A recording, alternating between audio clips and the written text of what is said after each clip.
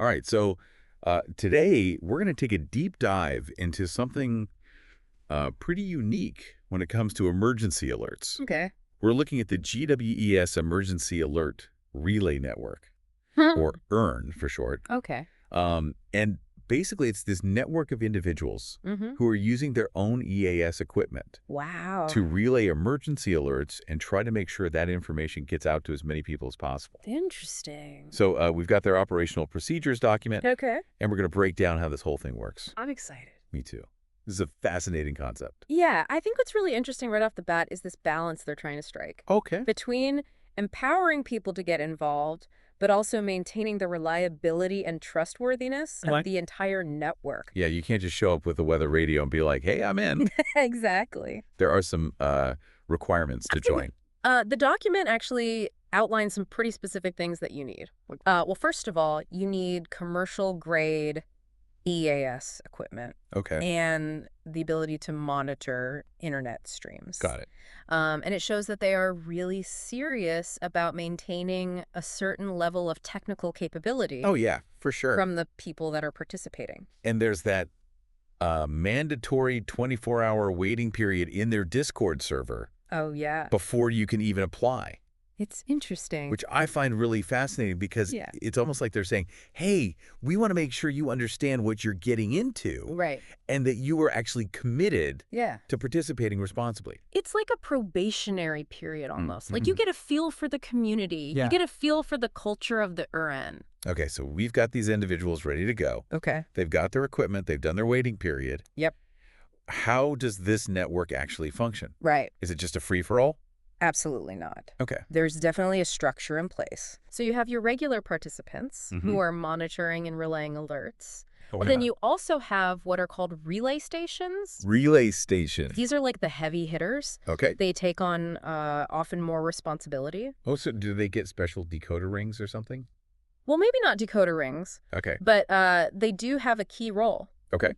Relay stations can be members of the network operations team, Hmm. or they can even just be dedicated participants. Got it. But they act as these hubs, Okay. receiving alerts from multiple sources, Right. and then broadcasting them out to a wider audience. So they're like signal boosters. I think of them as signal boosters Yeah. that are extending the network's reach. That makes sense. Yeah. It's like a chain reaction. Right. Getting those alerts out as efficiently and as quickly as possible. Yep. Speaking of efficiency, Okay. I noticed they have a pretty strict testing schedule. They do. What's the deal with that? Well, they take testing very seriously. Oh. They have monthly tests on the first of every month, Okay. and then weekly tests every Sunday. Wow. It's all about making sure that the equipment is functioning properly Right. and that the network can handle a surge in alerts if they need to. If something big happens. Yeah, exactly. It's not just about blindly following the schedule, though, right? Right. The document mentioned that tests can be postponed Yes. if there's an actual emergency happening. Of course, because imagine you're in the middle of a hurricane Yeah. and they're running a test. Yeah. That would just cause chaos. It would create chaos. Right. So they're flexible. Yeah. They want to be a resource, not a hindrance. That's a good combination. Yeah. Okay, so we talked about joining the network. We talked about testing. Mm. What about the actual alerts themselves? Okay. Can any participant just start broadcasting whenever they feel like it? Well, there are rules. Okay. So participants can originate those required weekly tests Okay. and practice warnings, but they can't just spam the network. So no testing. Testing, is this thing on Yeah. every 5 minutes? No, exactly. Okay. And they even say that those practice warnings should be sent outside the network Oh, okay. if they're frequent. Mhm. It's about being mindful Right. and keeping the network clear for crucial information.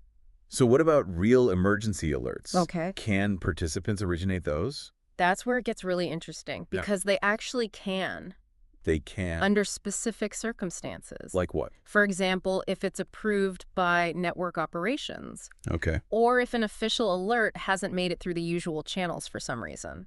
So they could actually fill in gaps in the official system. Potentially, yes. Wow, that's a lot of responsibility. It is, but there are safeguards in place. Okay. So, for instance, the alert audio itself has to come from official sources. They're not just broadcasting rumors or anything like that. Okay, good, good. Yeah. That's reassuring. Yeah. So they can originate certain alerts. Right. But what about relaying official alerts that are already out there? Right. Well, that is actually a core function of the EARN. Okay, They want to amplify those official alerts. got it. Make sure they reach as many people as possible. Are there any rules about what they can and can't relay? Well, of course. Okay, The messages have to be active and intelligible. right. They can't step on someone else's designated local area without permission. Okay, And the sources themselves have to be trustworthy. okay. National Weather Service broadcasters, official systems like IPWS. Right, the usual suspects. Yeah. So if a tornado warning goes out over NOAA weather radio, an EARN participant could relay that. Absolutely. Okay. And in fact, certain high urgency alerts like tornado warnings, flash flood warnings, tsunami warnings, those must be relayed no matter what. Those are top priority. Because those are the ones where every second counts. Exactly. EARN could literally be a lifesaver in those situations. Absolutely. It's about supplementing the existing system and potentially reaching people who might otherwise have missed those critical warnings. This is already a lot to take in. Yeah. We've covered participants' relay stations, originating messages, relaying official alerts. Right. Is there more to this network? Oh, there's definitely more. Oh, boy. We haven't even touched on the specifics of how relay stations handle messages, Okay. how participants define their local areas, Right. or the whole structure of network operations itself. Okay, hold on. Yeah. We need to save some of those details for part 2. You got it. Because our listener needs time to process all of these fascinating nuggets of information I agree. that we've already thrown at them. Absolutely. Yeah. We threw a lot of info at them. Yeah, we did. We did. But there's still more. Okay, spill the beans.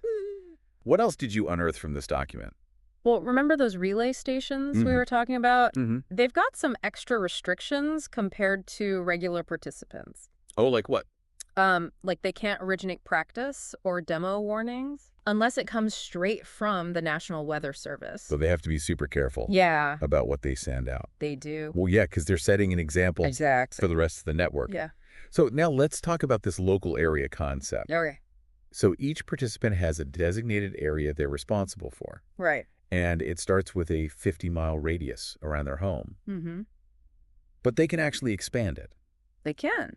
Oh, so it's not just where you live. Right. It's where you can reliably monitor those alerts. Exactly. So let's say you live near a county line, Okay. and you can pick up broadcasts from the next county over. Right. You can petition to include that Yeah. in your local area. But you'd have to prove you can actually monitor it. No slackers allowed. No slacking. What if someone lives in a place with bad reception? Okay. Does that mean they're out of luck? No, not necessarily. Okay. They can use online streams Okay. to supplement over-the-air reception for alerts within their local area. I love that they thought of that. Yeah. It shows that they're really serious Mhm. about making this system work. Yeah. Okay, so now something more fun, call signs. Okay. Can I be Emergency Eagle? Is that allowed? You can choose your own call sign Okay. for your equipment. All right. But Emergency Eagle might be pushing it. Okay. The document says no slurs, profanity, Oh. or anything deemed inappropriate Right. by network operations. No fun allowed. Well, At least we can personalize those alert filters, right? you can, and it's really useful. Right. Like, imagine you're in a busy area Okay. with tons of EAS activity. Right. Filters can help you focus Yeah. on the ones that are most relevant to you. Right. You can filter by event code, location severity level. So you're not overwhelmed by alerts from miles away. Exactly. It's all about seeing the signal through the noise. Got it. But just like with call signs, there are rules for naming your filters. Okay, so what are the rules? They got to be clear and concise Okay. and professional. No, the end is nigh filter. Probably not. Bummer.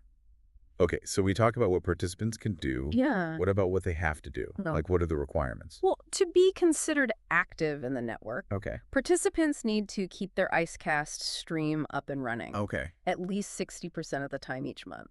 So you can't just join and ghost everyone? Nope. You have to show up and contribute. Exactly. And they even have an activity warning system if someone starts slacking. Oh, no. What happens then? Well, they get an official warning. Okay. And if they continue to be inactive, they could be removed from the network. So they don't mess around. No, they're serious. But it makes sense. They want to make sure everyone's pulling their weight. Exactly. And that brings us to the folks who keep everything running smoothly. Okay. The network operations team. Ah, the puppet masters. Well, it's less about puppet masters Okay. and more about organization and management. Okay, got it. So you've got network administrators Okay. who handle things like finances, documentation, Mm-hmm. communication with the GWES Leadership Council. Okay. And then you have network participant managers Okay. who well manage the participants. So recruitment, onboarding, all that good stuff. Exactly, making sure everything runs smoothly. Wow, that sounds like a big job. It is. So what about if they want to make changes to the network, like updating these procedures? Right. How does that work? Well, it's a very democratic process. Okay. Any major changes require a vote Okay. from the network operations team. Mm-hmm. But before that happens, they have a mandatory 24-hour discussion period. So everyone has a chance to weigh in. Right. And here's the interesting part. What's that? Most votes aim for a unanimous decision. They really want to make sure everyone's on board. That's a serious commitment to transparency and collaboration. It is. I'm impressed. I am too. Okay, so we've dived deep into the how of the URN. Right. Now, what about the why? Okay. What are the bigger implications Yeah, that's a great question. of a system like this? Yeah, and one we should definitely explore further. Well, let's not keep our listener waiting. Okay. Let's move on to the final part of our deep dive That's good. and tackle those big picture questions. So we've really gotten into the nitty-gritty of how the URN works. Yeah. Their procedures, their structure, Mm-hmm. this commitment to reliability. It's pretty remarkable. It really is. But now I'm curious about the bigger picture. Okay. What does the existence of a network like this say about how we approach emergency preparedness? That's where things get really fascinating. Yeah. Because on the one hand, the URN is a testament to the power of community action. Right. It's a group of people who saw a need and decided to do something about it, Yeah. using their own skills and resources. It's like a grassroots movement Yeah. for emergency alerts. It is. They're not waiting for someone else to come in and fix the problem. Right. They're taking action themselves. Exactly. But that kind of empowerment Yeah. also comes with a unique set of challenges. Like what? Well, we've talked about the safeguards they have in place Right. to prevent misinformation. Yeah. But you have to wonder, what if those safeguards fail? Right. What if someone with bad intentions Right. gets into the network? That's a scary thought. It is. So the potential for misuse is definitely something to consider. It brings up questions about oversight and accountability Right. because the URN is decentralized, Mm-hmm. largely self-governed, Yeah. which has its advantages, but it Mhm. also makes you wonder who's ultimately responsible if something goes wrong. Yeah, it's not like a traditional top-down system Right. where there's this clear chain of command. And then there's also the issue of consistency. Okay. So the URN has requirements for joining, Mm-hmm. but everyone's level of expertise is going to vary. Of course. So you could have someone who's a seasoned pro with EAS equipment Right. working alongside someone who's brand new to it all. So there's a chance for inconsistency in how alerts are handled Exactly. and relayed. It's not just about getting the message out there. Right. It's about making sure it's done right. Yeah. Are there any other potential challenges that come to mind? Well, long-term sustainability is always a factor Right. with volunteer-based initiatives. Yeah. The URN relies on the dedication and the enthusiasm of its members. Mm-hmm. What happens if that fades over time? Yeah. Or if they run into financial difficulties? Keeping the momentum going is key. They do. And funding is always a concern Oh, for these types of projects. another layer to consider is the issue of access. Okay. Not everyone has the resources to buy commercial EAS equipment Right. or the technical skills to participate. So there's a risk that the URN could unintentionally exclude certain communities. It's something to think about. Yeah. And then there's the whole question of public perception. Right. How do we make sure people understand what the URN is? Yeah. And that they can trust the information being relayed? We don't want to cause confusion. No. People need to know the difference between an URN alert Right. and an official government warning. Absolutely. Ultimately, the URN raises a lot of complex questions Yeah. about the nature of citizen-driven initiatives Mm-hmm. in emergency preparedness. Vast. There are no easy answers. No. And it requires ongoing discussion and careful consideration. So for our listener who's been with us on this deep dive, Yeah. what's the key takeaway here? Well, I think the main point is that the URN is a powerful example Okay. of how people can come together and make a difference. Yeah. But it's not a perfect solution. Right. It has the potential to enhance our emergency response systems, Yeah. but it also comes with these inherent challenges. It's a reminder that innovation often comes with complexity. Exactly. And it's up to us to have those tough conversations, to Yeah. weigh the benefits and the risks, Right. and to work towards solutions Mm. that ensure the responsible and effective use of systems like the urn. Well said. This has been an incredibly thought-provoking deep dive. It has. Thank you so much for sharing your expertise and your insights with us. My pleasure. And to our listener, thank you for joining us. We hope this deep dive has sparked your curiosity and maybe even inspired you to learn more about this evolving world of emergency preparedness. Until next time, stay informed and stay engaged.